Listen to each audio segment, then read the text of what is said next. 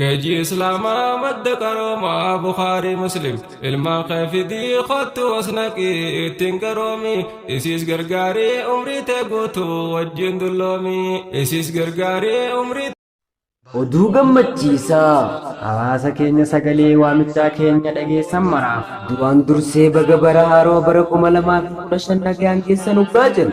Maqaa barnootaa Bukaarii Musliimiin gammachuu guddaan nutti dhaga'ama. Barri kun bara milkii kan jijjiirama gaarii keessa gonfan.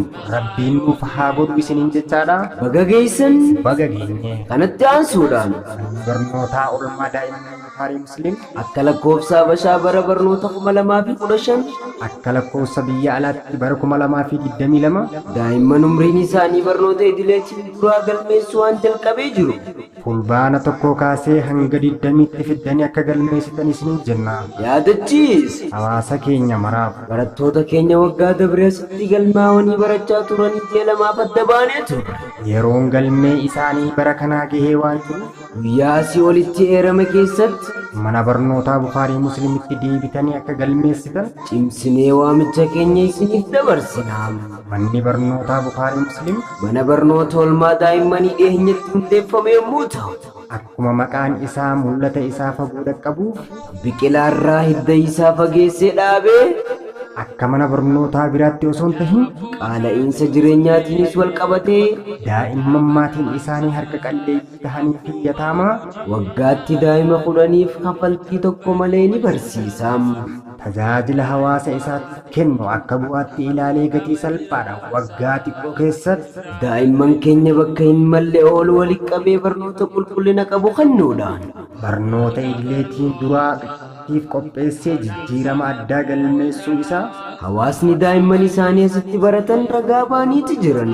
Maarreeyuun kana qofaa manni barnoota oolmaa daa'immanii kun sirna kanniinsa barnoota ammayyaawaa manneen barnootaa oolmaa daa'immanii sadarkaa biyyoolessaatti jiran hunda bira gahuudhaan muuxannoo irraa qooddatee barsiisota ga'umsa olaanoo qaban ramadee barnoota bifa addaatiin sammuu daa'imman keenyaa keessatti unkura jabaa unkuraa jiraachuun ni beekama. Manni barumsaa iddoo mijata hawaasa naannawaa jiraataniif jiddu galatee aanaasuu fi dakkari iddoo addaa qaruuraa ja'amutti kan argamu yommuu ta'u, fedhii hawaasaa irratti hundaa'uudhaan iddoowwan mijataa ta'e filatee damee isaa bal'isuudhaaf haal duree xumureeti jira.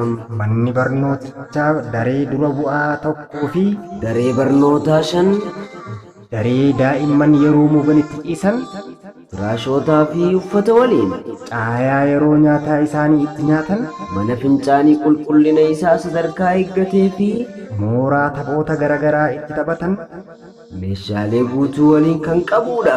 Akkasumas barsiisota ogummaa garaagaraa qabanii fi muuxannoo qaban warra daa'imoota heeruma maraa'uu eeganii kunuunsanii to'ata. Qulqullina daa'imootaa yeroo daa'imman mooraa seenan irraa jalqaban hamma maatiin daa'imman isaanii qeebalanitti qulqullina isaanii eeguudhaan wabii ta'an miindeessuudhaan meeshaalee barnootaaf tahan garaagaraa waliin salphumatti daa'imman waan irraa baratan guutuudhaan tajaajila kennaniin waan guddisa ilmaanii tolfachuun egeree hawaasaatiif bu'uura ta'uu hubattanii dirree leenjisa dhaloota qubee kan ta'e mana barnootaa Bukaarii Musliim fiddanii akka galmeessitan isiniin jenna.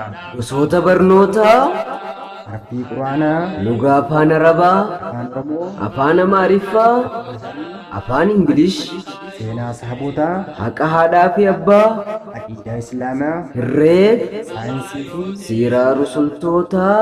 Walumaa galatti gosoota barnootaa 12 barsiisota dandeettii addaa qaban kannaa waan jirruuf dhuftanii akka galmeessitanii daa'imman keessan qartan isiniin jenna. Maarree maalee ammuma qottaa galmeessaa isiniin jenna.